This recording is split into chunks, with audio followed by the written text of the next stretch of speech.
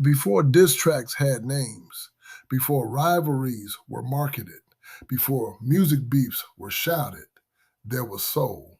And in the late 1960s, one breakup didn't just end a relationship, it changed the sound of popular music forever. This is the story of Bugaloo Jones, Angry Abbey, and the first music beef. Chapter 1, Harmony. In 1964, soul music was built on togetherness, love songs, group harmonies, matching dresses, and synchronized steps. At the center of that movement was a rising act called Bugaloo Jones and the Bugalettes. They weren't just a group, they were a moment. Bugaloo Jones had the look, sharp suits, smooth confidence, a voice that felt like velvet and danger mixed together. But it was the women behind him who gave the music its heart. Abbey, Mia, Helena, Danielle. Four voices locked in harmony. And at the center of it all, Angry Abbey. She didn't sing softly. She sang like she had something to prove. Chapter 2, Love and Lies.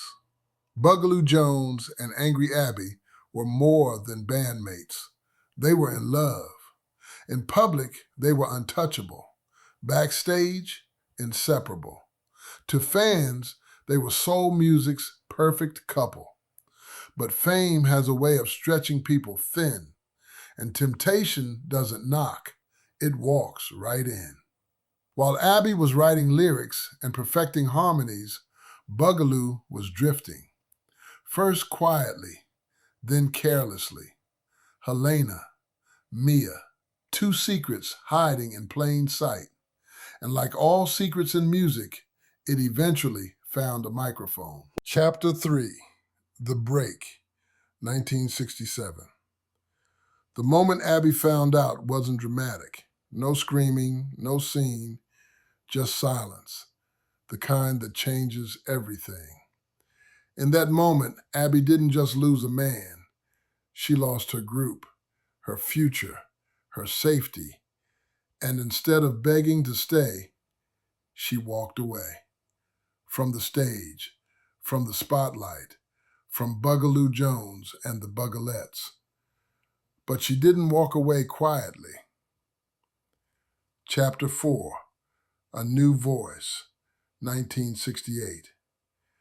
Abbey found an unlikely ally in a familiar face, Kay, the group's former manager, a man who understood contracts, power, and resentment. Together they built something unheard of at the time, an independent label centered around a woman who refused to be silent. No polish, no forgiveness, no filters. Abbey stepped into the booth alone for the first time, and when she opened her mouth, the industry leaned in. Her debut solo record didn't name names. It didn't have to. Everyone knew. When Abbey's record hit the radio, it wasn't explosive. It was surgical. Lyrics about betrayal, about shared secrets, about harmony that was never real. DJs debated it on air. Fans dissected every line, and Bugaloo Jones heard it loud and clear. For the first time, music wasn't just expression, it was accusation. Chapter 6, Response, 1970. Bugaloo Jones had never been challenged like this. And in a time when artists were expected to stay graceful, quiet, and polite, he did the unthinkable. He responded. Not in interviews, not in statements, but on wax.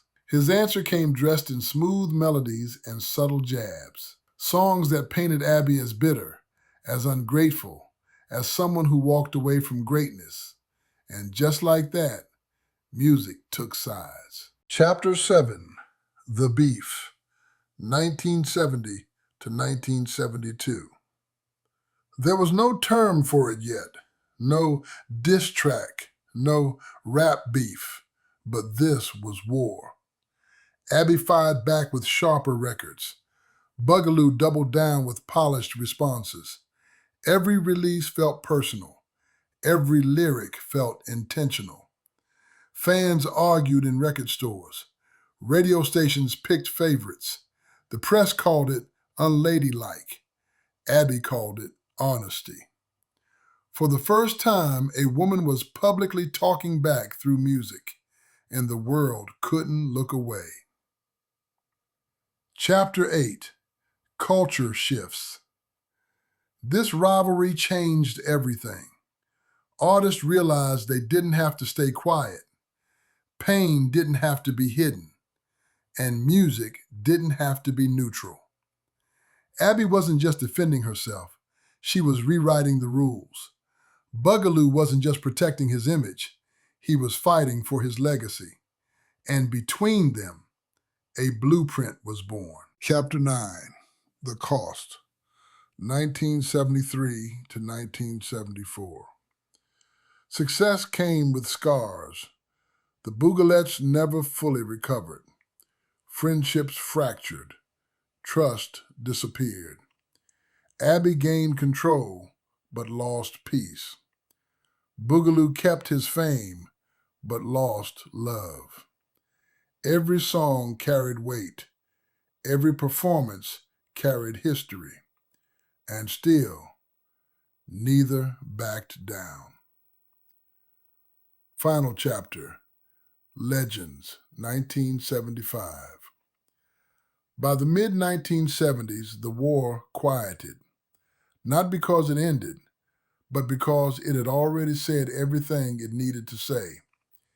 Years later, Abbey and Bugaloo would cross paths. No apologies, no reunions, just understanding. They didn't need to speak. The records already had. Closing. Long before hip-hop rivalries, before chart battles and viral feuds, two soul artists turned heartbreak into history. They didn't shout, they didn't threaten, they sang. And in doing so, they created the first music beef. Fade out.